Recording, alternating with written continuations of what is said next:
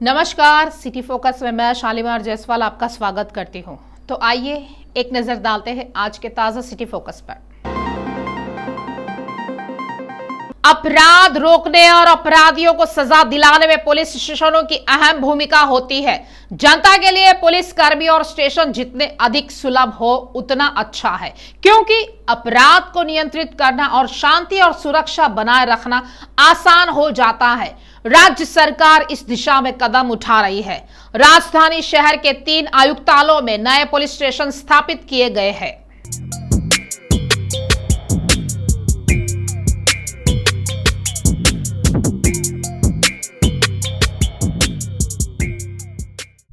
Police व्यवस्था की भूमिका समाज में शांति और सुरक्षा बनाए रखने और शांतिपूर्ण वातावरण बनाने में प्रमुख भूमिका निभाती है। न केवल महत्वपूर्ण परिस्थितियों में बल्कि आम लोगों के लिए भी हर दिन चैन की नींद सोना इसके पीछे पुलिस का प्रयास है। अपराध को नियंत्रित करना, अपराधियों को दंडित करना और इसे दोबारा होने से रोकना।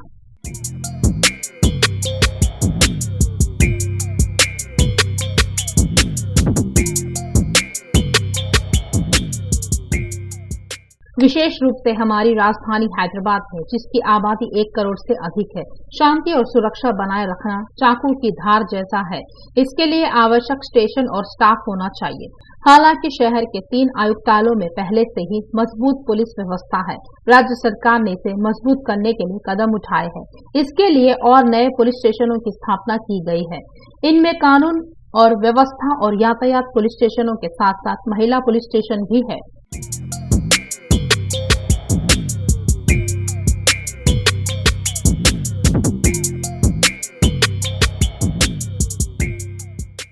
हैदराबाद कमिश्नरेट के तहत नवगठित मंडलों, जोनों और पुलिस स्टेशनों की सीमाएं उच्च अधिकारियों ने तय कर ली है। वहां से गतिविधियां संचालित करने की समुचित व्यवस्था की जा रही है। इसके लिए भवनों की जांच की जा रही है। ऐसा लगता है कि उनमें से कुछ के लिए सीमाओं को अंतिम रूप दे दिया गया है। मौजूदा बेगमपेट के साथ साथ 13 नई कानून व्यवस्थाएं, 5 नए महिला स्टेशन स्थापित किए गए हैं। सभी महिला पुलिस स्टेशनों में विशेष महिला सुरक्षा विंग जोन बनाने के लिए कदम उठाए गए हैं। अधिकारियों ने कहा, सभी 8 जोन ने अपनी सीमाओं, पुलिस स्टेशनों और एसीपी मंडलों के समायोजन की प्रक्रिया पूरी कर ली है।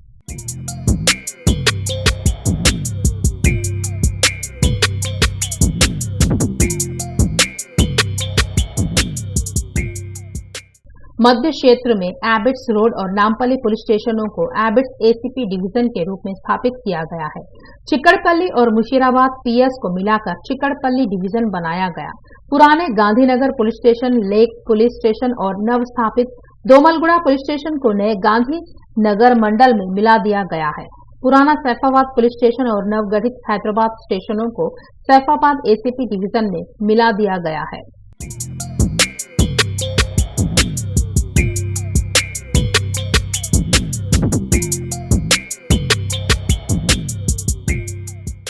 पूर्व क्षेत्र में मौजूदा अंबरपेट और काचीगुड़ा पुलिस स्टेशन को काचीगुड़ा डिवीजन में रखा गया है। लालागुड़ा और चिलकलगुड़ा के साथ नवगठित वारसीगुड़ा पुलिस स्टेशन अब से चिलकलगुड़ा डिवीजन में काम करेंगे। उस्मानिया विश्वविद्यालय के नवगठित एसीपी डिवीजन में ओयू और नल्लाकुंटा पीएस का विलय कर दिया गया। सुल्तान बाजार मंडल में अफजलगंज, सुल्तान बाजार और नारायणगुड़ा स्टेशन रखे गए हैं।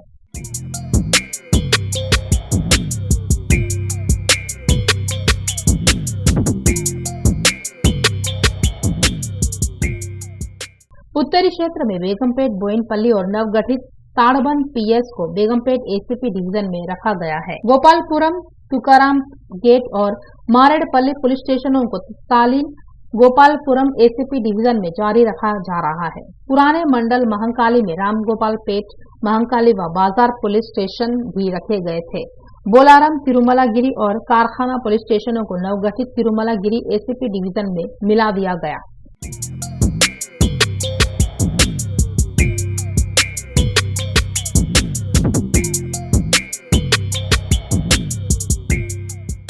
साउथ जोन में चारमीनार, कमाठीपुरा, हुसैनी आलम स्टेशनों को चारमीनार एसीपी डिवीजन में रखा गया है। फलकनुमा, बहादुरपुरा और कालापत्थर पुलिस स्टेशनों को पुराने फलकनुमा मंडल में जारी रखा जा रहा है। मुगलपुरा, छपरीनाका और शालीबंडा स्टेशनों को नवगठित छपरीनाका डिवीजन में स्थानांतरित कर दिया गया। मीरचौक में मीरचौक, भवानी नगर, रैन बाजार स्टेशनों में रखा गया है। लेकिन पश्चिम क्षेत्र में बंजारा हिल्स नवस्थापित मासब टैग स्टेशनों को मजबूदा बंजारा हिल्स एसीपी के अंतर्गत रखा गया है। जुबली हिल्स और फिल्म नगर के नए स्टेशनों को नवगठित जुबली हिल्स डिवीजन में मिला दिया गया है। पंजागुट्टा और नए स्टेशन रहमत नगर को पुराने पंजागुट्टा एसीपी मंडल में रखा गया है। एसआर नगर और बोराबोंडा नए पुलिस स्टेशनों को नए एसआर नगर मंडल में मिला दिया गया है।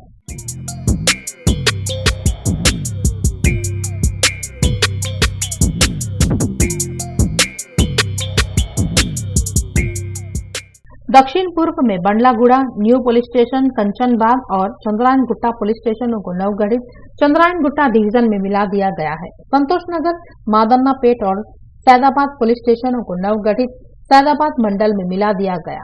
मलकपेट, चादरघाट और डबीरपुरा पुलिस स्टेशनों को मलकपेट डिवीजन में रखा गया है। वेस्ट में आसिफ नगर डिवीजन में आसिफ नगर, हुमायूं नगर व हबीब नगर पुलिस स्टेशन रखे गए हैं। गोशामहल एसीपी मंडल में बेगम बाजार, शाहीनाथगंज और मंगलाट को मिला दिया गया है। नवगठित टोली चौकी, गोलकोंडा और लंगर हाउस पुलिस स्टेशनों को नवगठित गोलकोंडा डिवीजन में मिला दिया गया है। नवगठित गुड्डी मलकापुर, कुलसुमापुर और टप्पा चबूतरा पुलिस स्टेशनों को नवगठित कुलसुमापुर डिवीजन में मिला दिया गया।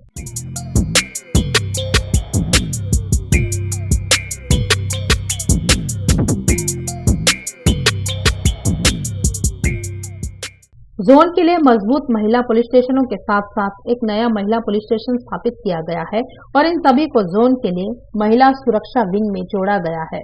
मौजूदा ट्रैफिक जोन के साथ ही एक नया ट्रैफिक डीसीपी 3 स्थापित किया गया है।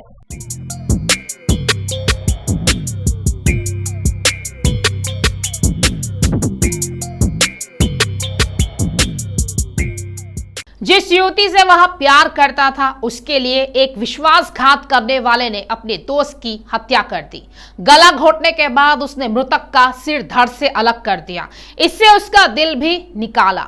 उसने उंगलियां काट दी और प्राइवेट पार्ट काट दिया, आंतें निकाल दी। हत्या के 2 दिन बाद आरोपी ने मृतका के पिता को फोन कर कहा वह कुछ नहीं जानता। साइको दोस्त ने जिस तरह हत्या को अंजाम दिया उसे देखकर पुलिस सहम गई।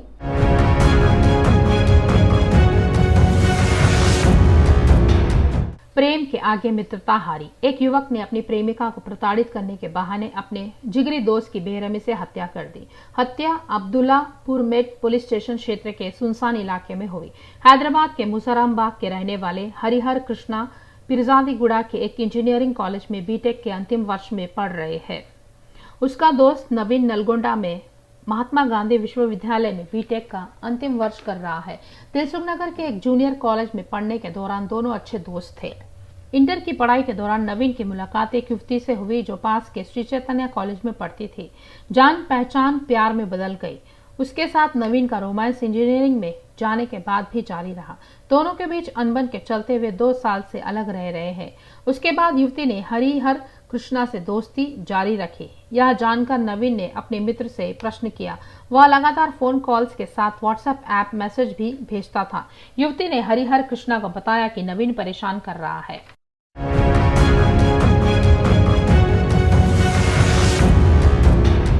इससे हरिहर को कृष्णा को नवीन से घृणा हो गई। उसने वैसे भी नवीन को खत्म करने की साजिश रची। पिछले 3 महीने से उसने क्राइम की कई वेब सीरीज देखी। उसने यूट्यूब पर हत्याओं से जुड़े दृश्य भी देखे। इसके बाद नवीन ने उसे मारने का प्लान तैयार किया। इस महीने की 17 तारीख को नवीन को बुलाने वाले हरिहर कृष्णा ने सुझाव दिया कि उन्हें हैदराबाद जाना है। 17 तारीख की सुबह हरिहर अपने दोस्तों के साथ पार्टी करने का सुझाव देकर नलगोंडा से कृष्णा के पास आए। दोनों इंटर के दोस्त के पास हरिहर कृष्णा की स्कूटी पर सवार थे। इसके बाद तीनों ने साथ में लंच किया और सिनेमा देखने चले गए। फिल्म के बाद दोस्त अपने घर चला गया। हरिहर कृष्णा नवीन को मुसरामबाग में अपने घर ले जाते हैं। नवीन ने कहा वह नलगोंडा जाएगा। दोनों 2 पहिया वाहन पर सवार होकर निकले। एलबी नगर से होते हुए अब्दुल्लापुर मेट की ओर गए। सुनसान जगह ले जाकर दोनों के साथ शराब पी। इसके बाद दोनों के बीच प्रेमिका को लेकर कहासुनी हो गई। दोनों ने एक दूसरे को धक्का दिया। लड़ाई में गिरे नवीन पर बैठकर हरिहर कृष्णा ने उसका गला दबा दिया और उसे सांस लेने से रोक दिया।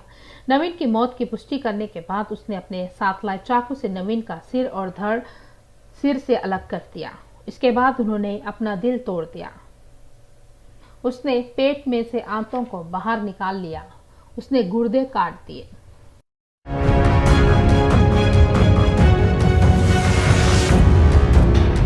सत्रह तारीख को निकले नवीन के 2 दिन तक विश्वविद्यालय के छात्रावास में न आने के कारण साथी छात्रों ने 19 तारीख को हरिहर कृष्णा को बुलाया।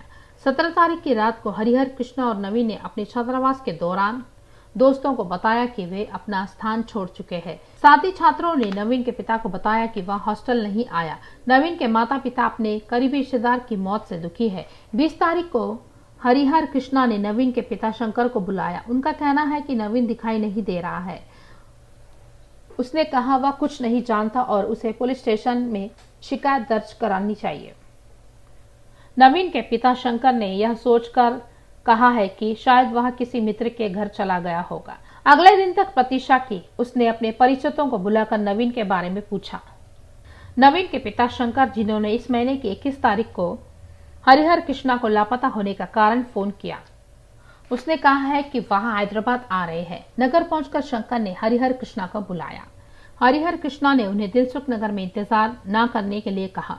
वह 1 घंटे में आ रहे हैं और फिर फोन बंद कर दिया। शंकर ने इस महीने की 21 तारीख की शाम नारकटपल्ली पुलिस स्टेशन में शिकायत दर्ज कराई है। पुलिस ने 22 तारीख को गुमशुदगी का मामला दर्ज कर नवीन का कॉल डाटा कलेक्ट किया। आखिर में पता चला है कि हरिकृष्ण के नंबर पर कॉल की गई और उस दिशा में जांच शुरू कर दी गई। 22 तारीख को पुलिस हरिहर कृष्ण के घर गई, चूंकि वह घर पर नहीं था। माता पिता से विवरण एकत्र किए।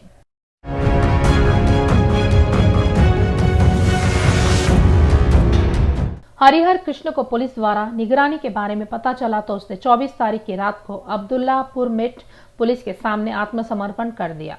पता चला है कि हरिहर कृष्णा ने कबूल किया है कि नवीन द्वारा अपने दोस्त से बात करने की धमकी देने के बाद उसने हत्या की है। पुलिस आरोपी को लेकर मौके पर गई और वहां नवीन का शव मिला। पुलिस ने सिर सहित शव को बरामद कर पोस्टमार्टम के लिए उस्मानिया अस्पताल ले गई। नवीन की हत्या की जानकारी मिलने के बाद परिजनों व रिश्तेदारों ने अब्दुल्लापुर मेट पुलिस स्टेशन में शोर मचा दिया। उन्होंने आरोपियों को सख्त से सख्त सजा देने की मांग की। लाचार बेटे की मौत से माता पिता में मातम छा गया।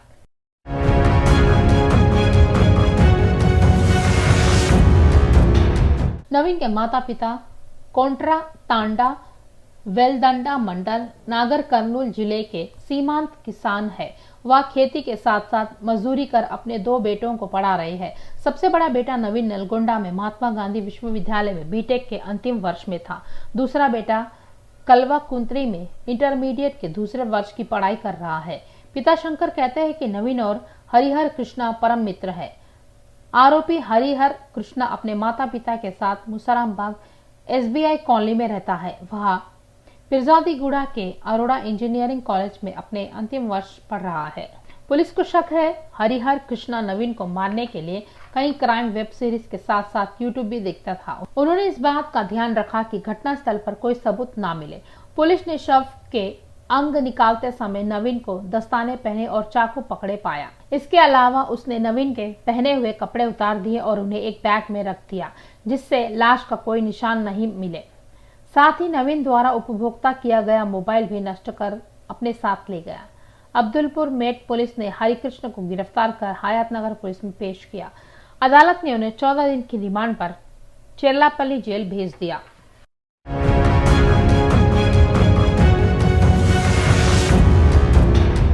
टीएसआरटीसी घाटे से उभर रही है। आरटीसी नई जमीन तोड़ रही है। हम कई नई योजनाएं ला रहे हैं ताकि ज्यादा से ज्यादा लोग आरटीसी में सफर कर सके। ये शब्द है मौजूदा आरटीसी नेताओं के, लेकिन हिसाब किताब कुछ अलग है। तेलंगाना आरटीसी ने 10,000 करोड़ रुपए के नुकसान के आंकड़े को पार कर लिया है।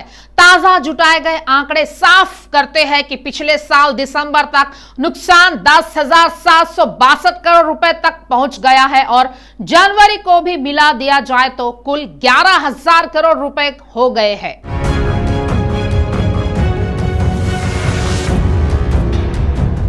तेलंगाना बनने के बाद से ही संगठन घाटे में चल रहा है।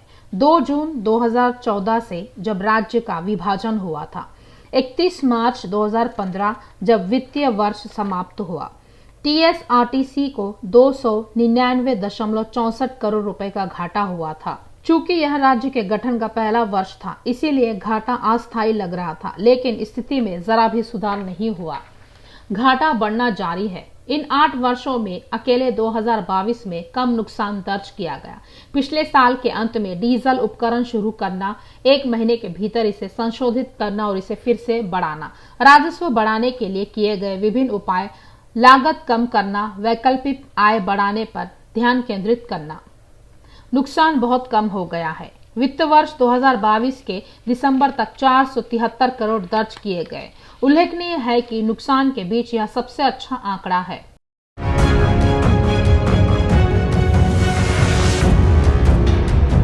आरटीसी में वेतन संशोधन जो 2013 में होना था, 2015 में हो गया। सरकार ने साथ ही 44% फिटमेंट का ऐलान किया, जो मजदूरों की मांग से ज्यादा था। भारी वेतन वृद्धि से आरटीसी पर 850 करोड़ रुपए का नया बोझ आ गया है, लेकिन अधिकारियों ने अतिरिक्त आय बढ़ाने की दिशा में न्यूनतम कदम भी नहीं उठाए हैं। चूंकि सरकार ने भी पर्यवेक्षण की अनदेखी की, घाटे में अचानक वृद्धि हुई। अगले उस वित्तीय वर्ष में 1150 करोड़ रुपए का घाटा हुआ था। आरटीसी के इतिहास में यह अब तक का सबसे बड़ा घाटा है। संयुक्त आरटीसी में भी इतना नुकसान कभी नहीं हुआ। उस वेतन पुनर्निरीक्षण से संबंधित बकाया राशि का आधा भुगतान किया जाना बाकी है। बॉन्ड के रूप में देय 288 करोड़ रुपए की राशि यथावत बनी हुई है। इसका भुगतान करने से केवल घाटे का ढेर बढ़ेगा।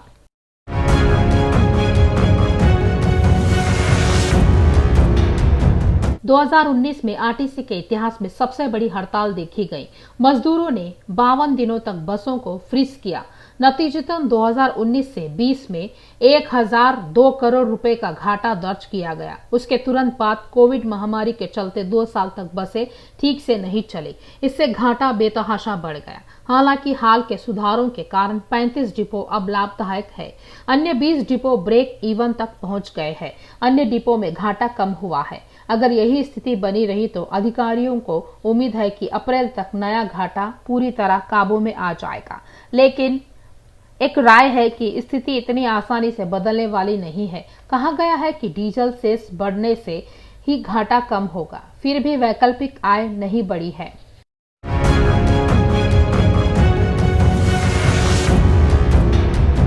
हाल ही में आरटीसी सरकार ने घाटे का आंकलन सामने रखा है। एआईआरटीसी, सीसीएस और पीएफ के बकाया पर एक रिपोर्ट दी गई है। लेकिन पिछले साल के बजट में सरकार ने आरटीसी के लिए 1500 करोड़ रुपए की राशि का प्रस्ताव किया था, लेकिन जब तक ताजा बजट पेश किया गया तब तक सिर्फ 600 करोड़ रुपए जारी किए जा चुके हैं। नए बजट में और राशि मिलने की उम्मीद थी। उसी राशि का फिर से प्रस्ताव किया गया और असमंजस की स्थिति पैदा हो गई।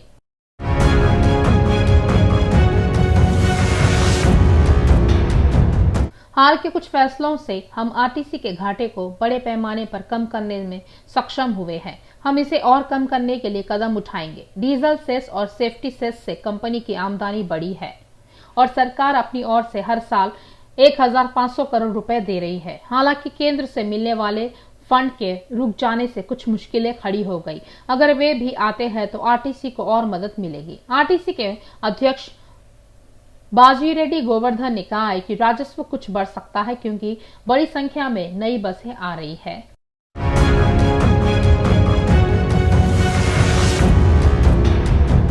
यह देखा जाना बाकी है कि अगले साल मुनाफे का पालन किया जाएगा या नहीं। पिछले 2 दिनों से शहर में कुत्तों ने जो हंगामा किया है उसे देख लोगों को घबराहट होने लगी है। उन्होंने अकेले ही एक लड़के की जान ले ली। शहरवासी बंदरों से लेकर कुत्तों से भी तंग आ गए हैं। इससे सरकार को हस्तक्षेप करना पड़ा और इस समस्या से छुटकारा दिलाने के लिए एक समीक्षा की।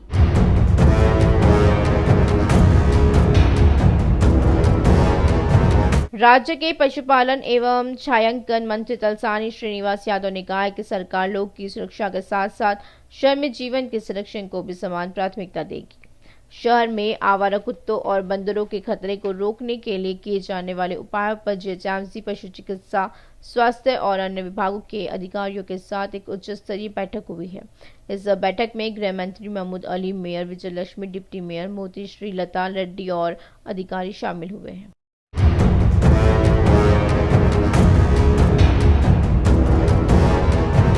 मंत्री ने खुलासा किया है कि आवारा कुत्तों के कारण लोगों को हो रही परेशानी को दूर करने के लिए जरूरी कदम उठाए जाएंगे। और दुख की बात यह है कि हाल ही में अंबरपेट में कुत्ते के हमले में घायल होकर 4 साल के बच्चे की मौत हो गई। उन्होंने कहा है कि शहर में कुत्तों की नसबंदी के लिए 1 महीने का विशेष अभियान चलाने का आदेश दिया गया है। उन्होंने कहा है कि मालिक बस्तियां और कॉलोनियां व विशेष ध्यान दिया जाना चाहिए। उन क्षेत्रों की पहचान करने का निर्देश दिया गया है जहां कई कुत्ते हैं और उन्हें HMDA के तहत स्थापित देखभाल केंद्रों में ले जाने और उन्हें भोजन और पीने का पानी उपलब्ध कराने का निर्देश दिया गया है। उन्होंने कहा कि आवश्यक क्षेत्रों में नए केयर सेंटर भी स्थापित किए जाएंगे।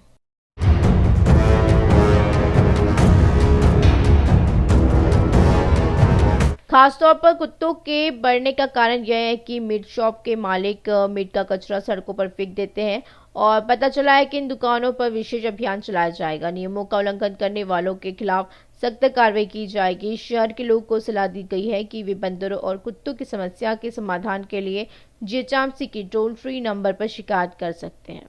और उन्होंने कहा है कि एक खास ऐप भी बनाया जा रहा है। यह स्पष्ट किया गया है कि मृत पशुओं का अंतिम संस्कार निर्धारित क्षेत्रों में ही किया जाए।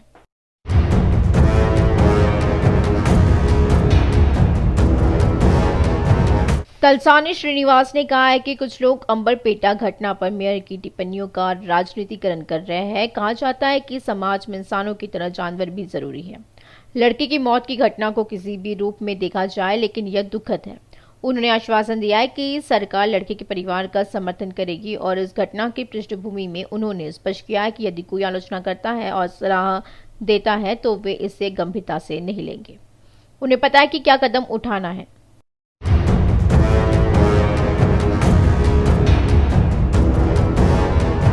हैदराबाद में कुत्ते के हमले में एक लड़की की मौत शर्मनाक है। बीजेपी नेता और पूर्व विधायक NVS प्रभाकर ने कहा है कि उन्होंने आलोचना करते हुए कहा है कि सरकार की विफलता है। शहर का हर क्षेत्र में विकास करने का दावा करने वाले KTR को कुत्ते नहीं दिखाई दे रहे हैं। उन्होंने मांग की कि KTR उसकी पूरी जिम्मेदारी लेते हुए इस्तीफा दे। यह सुनिश्चित करने की सलाह दी जाती है कि ऐसी घटनाओं की पुनरावृत्ति न हो।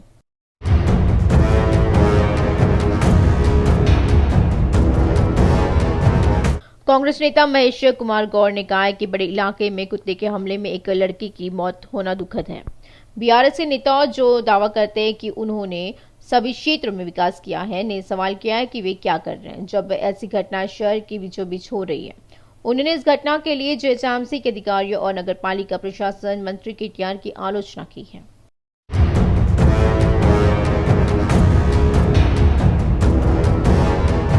ग्रेटर हैदराबाद में कुत्तों के हमले में 4 साल के बच्चे की मौत पर कांग्रेस पार्टी ने प्रतिक्रिया दी है और जीएचएमसी कार्यालय में शिकायत दर्ज कराई गई। उन्होंने मांग की है कि कुत्तों के हमले में मुद्दे पर जीएचएमसी के मेयर और मंत्री KTR के खिलाफ उचित कार्रवाई की जाए।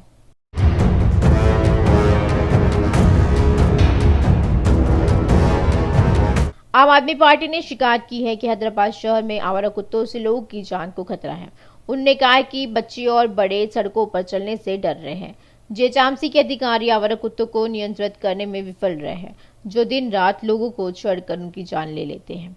वे आवारा कुत्तों के खिलाफ तत्काल कार्रवाई करने के लिए अधिकारियों के खिलाफ कड़ी कार्रवाई करने के आदेश देना चाहते हैं। एक बच्चा जिसकी कुत्तों के हमले मौत हो गई और परिवार को सरकार को 20 लाख मुआवजा, एक डबल बेडरूम का घर और एक सरकारी नौकरी प्रदान करने का निर्देश देने के लिए कहा गया है।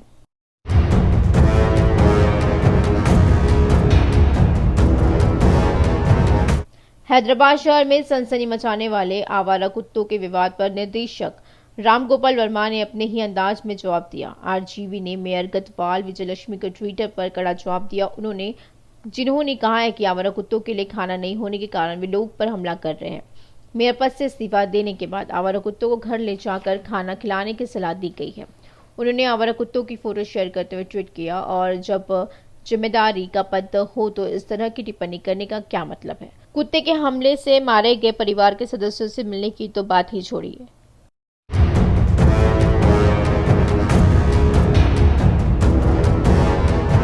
अंबरपेट कुत्ते के हमले में एक लड़की की मौत को लेकर हाई कोर्ट गंभीर है। कोर्ट ने लड़के के परिवार को मुआवजा देने का आदेश दिया है और इस मामले को संज्ञान में लेने वाले उच्च न्यायालय के प्रधान न्यायाधीश उज्जवल भुइया और न्यायमूर्ति एन टुंकरजी की पीठ ने कल जांच शुरू की है।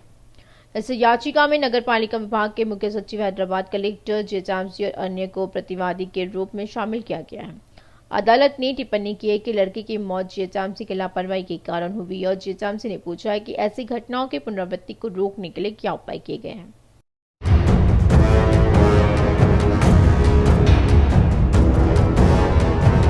प्रदीप की मौत की घटना में अंबरपेट पुलिस के व्यवहार की चौतरफा आलोचना हो रही है। कई लोगों की राय है कि शिशु की मौत के 4 दिन बाद भी मामला दर्ज नहीं किया जाना पुलिस की लापरवाही का सबूत है और ये मालूम हो कि इस घटना इसी महीने की 19 तारीख को हुई थी।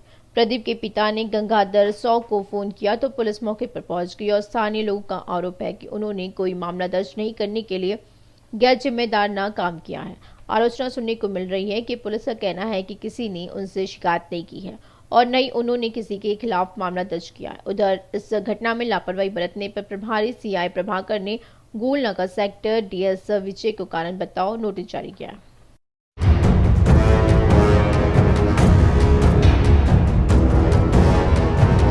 तो ये था आज का ताजा सिटी फोकस। आगे के ताजा सिटी फोकस के लिए देखते रहिए सिटी विजन लाइव।